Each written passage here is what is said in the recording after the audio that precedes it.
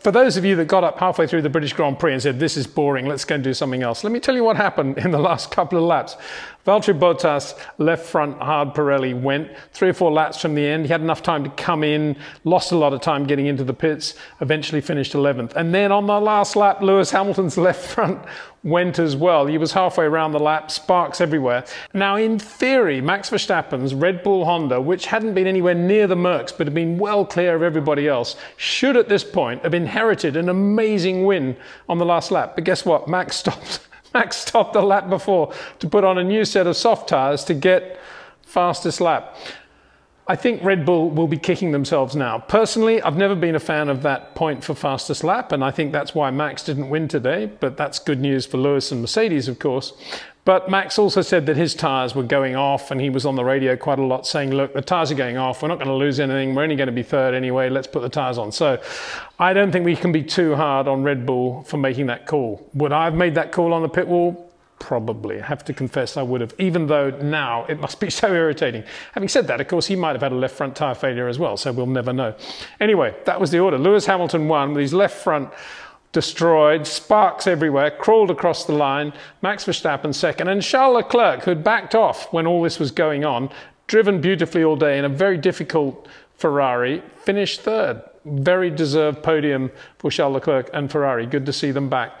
Also got to say, in the context of the history of the sport, and we're beginning to think about that now with this 70th anniversary Grand Prix coming up next weekend, and in the context of Silverstone, and in the context of what everything Lewis Hamilton is doing right now, this was a bit of a reminder too, I think, of what Jim Clark did in 1965 when he won the British Grand Prix with very low oil pressure on the Climax engine, having to turn the engine off through Stowe and Club to save the bearings and then get the engine back into life going towards Abbey. So this was a Lewis Hamilton win with a difference.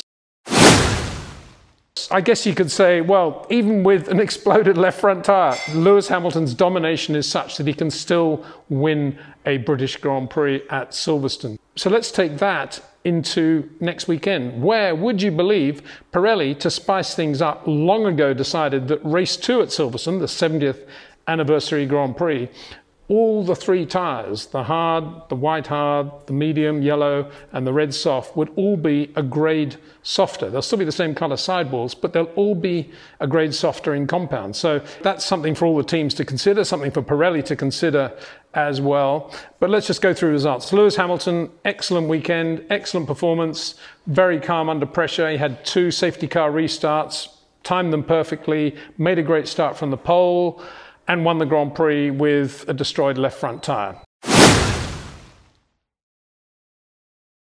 Second, Max Verstappen. Perfect day at the races, other than if he'd stayed out, he probably could have won this British Grand Prix. He'll be thinking about that, but he can't go back on it, and I think he will remember that they were quite nervous about tyres anyway, and with that fastest lap thing and the extra point, can't really blame them, I suppose. Third, Charles Leclerc, very good performance all weekend, kept very tidy during the race. It wasn't an easy day for Charles. As much as he could push the tyres, he was only 3 to 4 seconds ahead of Carlos Sainz, McLaren, Renault for most of the second half of the race. Carlos Sainz also had a problem with his left front on the last lap, so he dropped back to 13th, and that left Daniel Ricciardo to take P4. We've been talking all weekend about how well we thought Daniel would go this weekend, and this was a case study in a Daniel Ricciardo type drive. His tyres were going off. He was right on the limit of understeer and oversteer whenever he tried to push. But he found that beautiful balance that often he does with his driving, and 4th place, absolutely, totally deserved for Daniel Ricciardo. Great drive. And Lando Norris finished 5th for McLaren Renault. Now, he started on the soft tyre like his teammate Carlos Sainz, and he was kind of swamped in the early couple of laps. But it was interesting when they came in for the hard tyre, how good he was on cold tyres after the restart.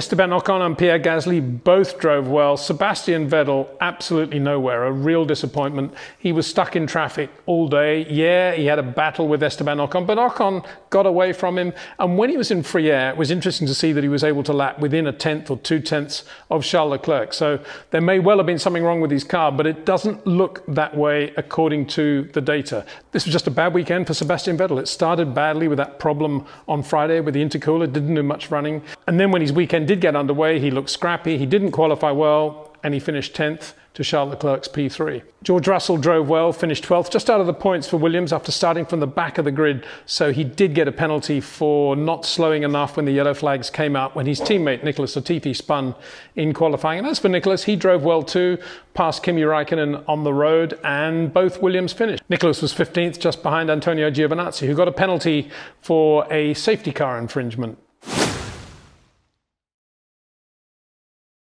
Big shunt for Daniel Kvyat. Odd place for him to lose it, going into the left of Beckett's, where there's obviously load on the right rear. The right rear just did that, and he went off, hit the wall head on, actually.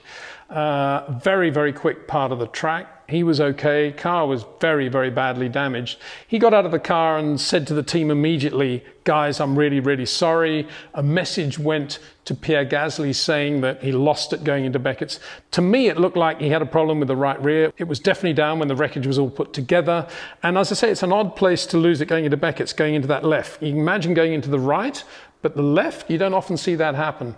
So we'll be talking to the team to see if there's any feedback as to the exact cause of what happened there for Daniel. Not impressed, however, when Daniel got out of the car, he was being photographed. There were no fans at Silverstone, obviously. Cameraman was quite near him, filming him head in hands. And as he walked off, he just knocked the cameraman away. And I don't think that's appropriate behavior at all. We don't have fans at Silverstone. We're totally dependent on television pictures. And those guys are only doing their job. So Daniel Kvyat, not good. And if that wasn't irony enough, consider this. Sergio Perez tested positive for COVID-19 at the last minute. Nico Hülkenberg was drafted into the team, did a very good job on Friday. Wasn't fully fit, of course, in terms of his neck muscles.